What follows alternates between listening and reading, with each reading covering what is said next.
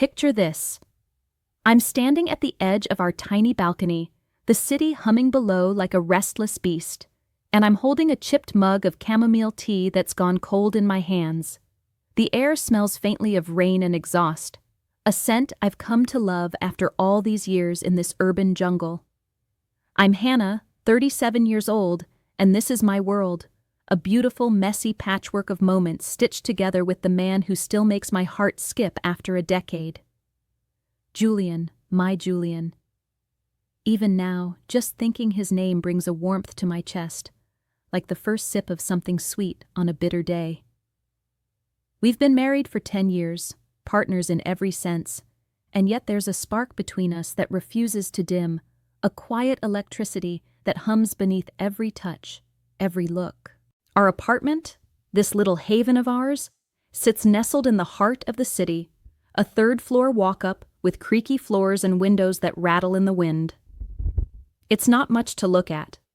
Mismatched furniture we've collected over the years, a couch with a stubborn coffee stain, and walls plastered with photos of our adventures. There's one of us laughing on a windswept beach, another from a snowy hike where Julian's scarf is wrapped around both our necks, tying us together. Every corner of this place holds a memory, a piece of us. I can still hear the echo of his quiet chuckles from our late-night talks, sprawled out on that lumpy couch with a bottle of cheap wine between us, dissecting the day or dreaming up impossible futures. It's in the way his hand lingers on my lower back when we weave through crowded streets, a silent promise that he's there. Always. Or how, even in a room full of people, our eyes find each other, a quick glance that says everything without a single word. Sundays are sacred for us. You'd find us in our cramped kitchen, elbow to elbow, chopping vegetables or arguing over how much garlic is too much for the marinara. Julian always wins. He's got this knack for seasoning that I can't match, though I'd never admit it to his face. The radio hums in the background, some old jazz station we both pretend to understand, and we move around each other like we've choreographed this dance 1,000 times. We have. And then there are the weekends we escape, piling into our beat-up car with no real plan, just a craving for quiet. We end up in small towns or hidden trails, places where the world feels softer, where we can breathe without the weight of schedules and noise. Those moments, with the sun dipping low and Julian's arm slung over my shoulder, feel like stolen treasures, bits of time we've tucked away for safekeeping. What gets me, even now, is the trust. It's not just love, though God knows I love him with every piece of me, but this unshakable certainty that he's my safe place. I've never questioned it. It was a quiet Thursday evening, the kind where the world seems to slow down just enough for you to catch your breath. Julian and I were curled up on our old familiar couch, the one with the coffee stain that's become a permanent part of our story. I had a glass of red wine in my hand, the deep ruby color catching the soft glow of the lamp beside us. Outside, through the slightly smudged window, the city lights twinkled like a sea of tiny stars, a reminder of the vast, buzzing life just beyond our little sanctuary. The air in the room was warm, carrying the faint scent of the lavender candle we'd lit earlier, and everything felt perfectly still, perfectly right. Then Julian turned to me, his hazel eyes catching the light in a way that made them seem almost golden. There was a curious glint there, a spark of something I couldn't quite read. He shifted closer, his shoulder brushing against mine, and said in that low, gentle tone of his, "I know you lack nothing, but I have an idea, a little experience. Do you trust me?" His voice wrapped around me like a blanket, warm and reassuring, with just a hint of mischief tucked into the edges. His fingers grazed mine as he spoke, a fleeting touch that sent a familiar shiver down my spine. I looked into his eyes, seeing the man who's been my rock for a decade, and I nodded without a second thought. Of course I trusted him. With Julian, I've always felt fearless, like no matter what comes, I'm safe as long as he's by my side. I didn't know what he meant by a little experience, and he didn't elaborate, letting the mystery hang between us like a delicate thread. My mind started to wander, though. Was it a new recipe he wanted to try? Some wild dish that would inevitably end with us laughing over a kitchen disaster? Or maybe a spontaneous trip, like the ones we've taken before, where we just drive until we find somewhere that feels like ours. Whatever it was, I could feel a flutter of excitement building in my chest, mixed with a curiosity that made my heart beat just a little faster. With Julian, even the unknown feels like an adventure I'm ready to dive into head first. The next morning, I woke up to the smell of coffee and the sound of him humming in the kitchen. Before I could even ask about last night's cryptic words, he grinned over his shoulder and announced we were going on a weekend getaway. My sleepy brain took a second to catch up, but then I was all in, a rush of anticipation washing over me. Packing was a whirlwind. I tossed cozy sweaters into a duffel bag, the soft wool promising warmth against whatever chill awaited us. I grabbed my favorite boots, the ones with scuffed toes from countless hikes, knowing they'd be perfect for wherever we were headed. Julian was already loading the car, his own bag slung over his shoulder, and I couldn't help but smile at the way he moved with a quiet purpose, like he'd been planning this escape for longer than he let on. The drive to the forest house was a blur of winding roads and golden autumn leaves, the kind of scenery that makes you forget the city ever existed. When we finally pulled up to the secluded cabin, I couldn't help but gasp. It was all glass and wood, perched on a gentle slope with trees stretching endlessly around us, like something out of a dream. The air was crisp, scented with pine and earth, a stark contrast to the urban grit I was used to. I felt a thrill of excitement as we stepped inside, the space opening up with towering windows that framed the forest like a living painting. Saturday morning dawned bright and clear, and I found myself standing in the heart of that forest house, bathed in sunlight that poured through the glass walls. It spilled across the hardwood floor in golden patterns, shifting with every rustle of the leaves outside. The fire crackled softly in the stone hearth, a comforting sound that mingled with the faint chirp of birds beyond the windows. Julian and I sat close on a plush rug, sipping coffee from mismatched mugs we'd found in the kitchen. The warmth of the drink seeped into my hands, grounding me in this serene moment. I glanced at him, catching the way the light played across his features, softening the lines of his face into something almost ethereal. He looked at peace here, more than I'd seen in a long time, and it made my heart swell. After a while, Julian set his mug down and turned to me, his hazel eyes searching mine with a tender intensity. "Hannah," he said, his voice low and deliberate, "I want you to wear something today. Something that doesn't just make you feel beautiful, but something that makes you feel truly yourself." His words caught me off guard, but there was a sincerity in them that made me pause. I nodded, a small smile tugging at my lips, intrigued by the request. I retreated to our room, rummaging through the bag I'd packed in such a hurry. My fingers brushed against a deep emerald dress I'd tossed in on a whim, a dress I hadn't worn in ages. It was sleek, hugging my curves in a way that always made me stand a little taller, feel a little bolder. I slipped it on, the fabric cool against my skin, and caught my reflection in the full-length mirror by the bed. The color brought out the warmth in my eyes, and for a moment, I barely recognized myself. Not just attractive, but powerful, confident. I smoothed the fabric over my hips, taking a deep breath, feeling a surge of something electric course through me. I was ready to show Julian, to see that spark in his gaze light up. When I stepped back into the main room, Julian was waiting. He took my hand, his touch warm and steady, and led me toward the living room. My bare feet padded softly against the wood, the dress swishing lightly with each step. But as we rounded the corner, my breath caught in my throat. There, standing by the glass wall with the forest as his backdrop, was a man I didn't know. He was tall, mid-30s maybe, with a calm demeanor that seemed to fill the space without effort. His dark eyes met mine, holding a quiet intensity that made my skin prickle. I froze, confusion swirling in my chest as I turned to Julian, searching his face for an explanation. He only smiled, a soft, reassuring curve of his lips, and squeezed my hand gently. "Hannah," he said, his voice steady as ever. "This is Ethan.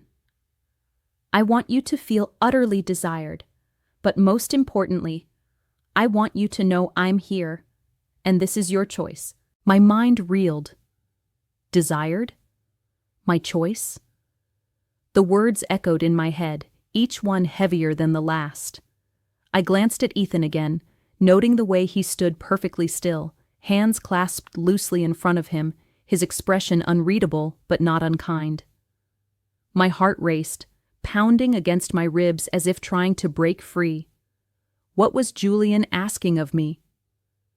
I felt a storm of emotions crash over me, shock at the unexpected presence of this stranger, uncertainty about what lay ahead, and a flicker of something I couldn't quite name, something that stirred deep within me as I stood there, caught between the two men who now filled this space with an unspoken weight. I'm still standing in the living room of this forest house, the emerald dress clinging to me like a second skin, and I can feel the heat radiating from Ethan just a few steps away. It's not just the warmth of his body, it's the intensity of his presence.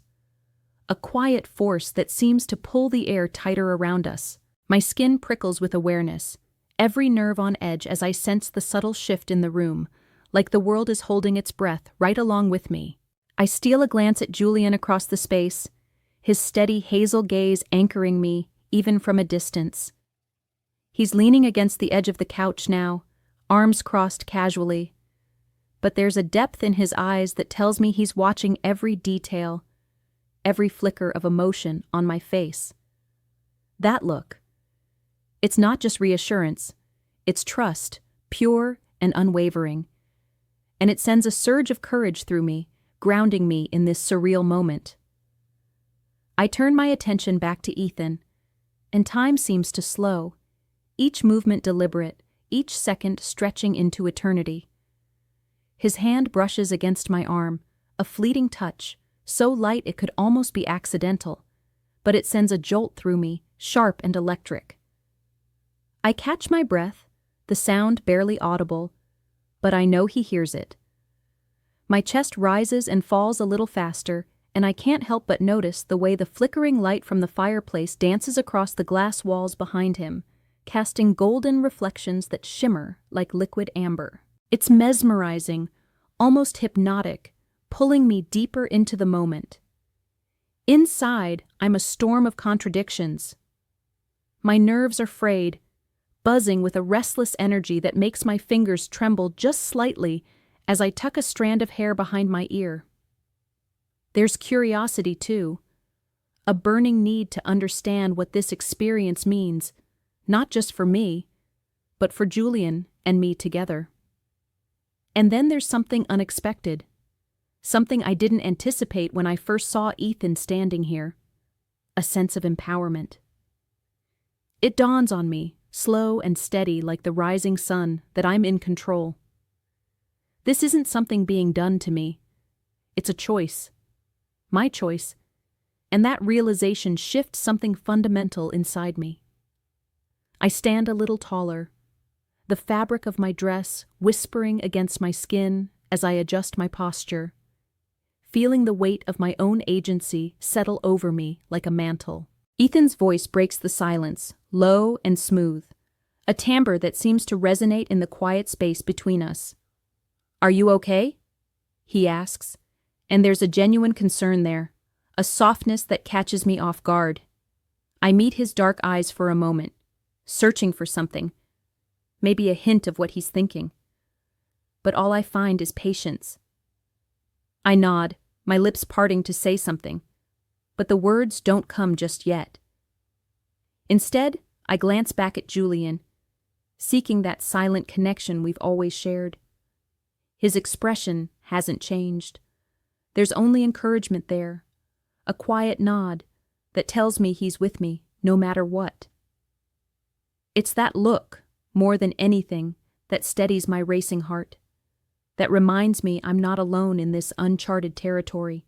There's no rush, no urgency pushing us forward, and I'm grateful for it.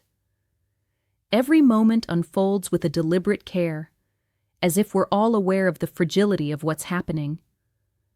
I take a step closer to Ethan, feeling the hardwood cool beneath my bare feet, and the scent of his cologne hits me, a subtle mix of cedar and something faintly spicy that lingers in the air. It's intoxicating, blending with the earthy smell of the burning logs in the fireplace and the crisp, distant hint of pine that seeps in from the forest outside. I reach out, almost instinctively, my fingers brushing the edge of the glass wall beside me for support. The surface is cold against my skin, a stark contrast to the warmth building inside me, and I lean against it for just a second, letting the sensation ground me. Outside the forest stretches endlessly, a sea of deep greens and golds under the fading afternoon light. But my focus is pulled inward, back to the charged space between Ethan and me. My heart is still racing, a steady drumbeat in my chest, as I let my hand fall from the glass and take another tentative step forward. The air feels heavier now, thick with anticipation, and every small movement seems to carry a weight I can't quite name. Ethan's presence is a quiet storm, intense yet controlled, and I'm caught in its pull, aware of every breath, every subtle shift in his posture. As I draw closer, time seems to stretch even further, each second a delicate thread weaving into something larger, something I can't yet fully grasp. His hand reaches out again, this time with purpose, and his fingers brush against mine, warm and deliberate. The contact sends a ripple through me, a wave of heat that starts at my fingertips and spreads, igniting every nerve in its path. I'm hyper-aware of the texture of his skin, the slight roughness of his palm against my softer one, and it's as if the world narrows to just that point of connection. My breath hitches, a sound so soft it's almost lost in the crackle of the fire, but I feel it echo inside me, amplifying the moment. The firelight dances on the walls around us, casting flickering shadows that blur the edges of reality, wrapping us in a dreamlike haze where nothing exists beyond this room, beyond this feeling. I glance toward Julian again, needing that anchor, and find him seated now in the armchair near the hearth. His posture is relaxed, one hand resting on the armrest, but his eyes are fixed on me with an intensity that cuts through the distance. There's no trace of jealousy in his expression, no discomfort, just a quiet steadiness that I've come to rely on over the years. It's as if he's holding space for me, for this, and that silent support is a lifeline. I feel seen by him in a way that goes beyond the physical, a deep understanding that strips me bare in the most comforting way. And in that same moment, with Ethan so close, I feel desired in a way I've never quite known before. A raw, visceral pull that makes my skin flush and my pulse quicken. It's not just about attraction, it's about being truly noticed, every part of me acknowledged in the heat of his gaze. The rhythm of Ethan's breathing is a quiet counterpoint to my own, steady and measured, and it draws me in further. I let myself lean into the moment, cautious but curious, allowing the warmth of his proximity to wash over me. Every touch is slow, intentional, as if we're both aware of the delicate balance we're treading. The brush of his hand against my shoulder, the faint graze of fingertips along my arm, it's all amplified, each sensation heightened by the weight of Julian's presence across the room. I can almost feel his gaze on my skin, a second layer of warmth that intertwines with Ethan's touch, and it stirs something deep within me, a fire that flickers to life, growing with every passing second. It's not just physical. It's the realization of how profound Julian's love is, how unconditional. He's here, not just allowing this, but encouraging it, giving me the freedom to explore this part of myself without fear of losing him. That thought alone is overwhelming, a tidal wave of emotion that threatens to sweep me under. The room feels smaller now, the walls closing in with the intensity of what's unfolding. The firelight continues to play across the glass, reflecting in Ethan's dark eyes as they meet mine, searching, questioning, but always patient. There's a softness there, a respect that puts me at ease even as my heart races. I let myself sink deeper into the moment, focusing on the warmth of his hand, now resting lightly at my waist, the subtle pressure grounding me even as it sends sparks skittering through me. Outside, the forest is silent, or maybe I just can't hear it over the sound of my own pulse, but it feels like the world beyond these walls has paused, waiting for what comes next. It's late now, so late that the world outside the glass walls of this forest house feels like it's vanished into an endless void. The forest is pitch black, a heavy curtain of darkness that presses against the transparent barriers, making the inside feel like a fragile bubble of light and warmth. Julian and I are lying together by the fireplace, wrapped in a thick, soft blanket that smells faintly of cedar from the storage chest. The dying embers cast a faint, flickering glow, their reflections dancing across the glass in ghostly patterns, like whispers of the day's intensity lingering in the air. My head rests on his chest, the steady rhythm of his heartbeat a quiet anchor in the silence that has stretched between us for hours. We haven't spoken much since everything unfolded, not because there's nothing to say, but because sometimes words feel too small for what's been shared. Then, out of the stillness, Julian's voice breaks through, soft as a breath, barely above a whisper. I love you even more deeply now. I saw you shine. His words hit me like a wave, warm and unexpected, washing away the last traces of doubt that had clung to the edges of my mind. I lift my head slightly to look at him, searching his hazel eyes in the dim light. There's a raw honesty there, a tenderness that makes my chest ache with something I can't quite name. Relief floods through me, loosening knots I didn't even realize I'd been carrying. All the uncertainty, the questions about whether this experience would change us in ways I couldn't predict, it all dissolves under the weight of his confession. I feel seen, truly seen. Not just for who I am, but for who I dared to be in those charged moments earlier today. I settle back against him, letting the warmth of his body and the blanket cocoon me as I think about what we've been through. I liked it. Not just the thrill, though there was plenty of that, a rush that made my pulse race and my skin hum with electricity. No, what I liked most was what it revealed. It stripped away layers I didn't even know I had, exposing a trust between Julian and me that feels almost sacred now. There was honesty in every glance, every touch, every silent moment where he gave me space to choose my own path.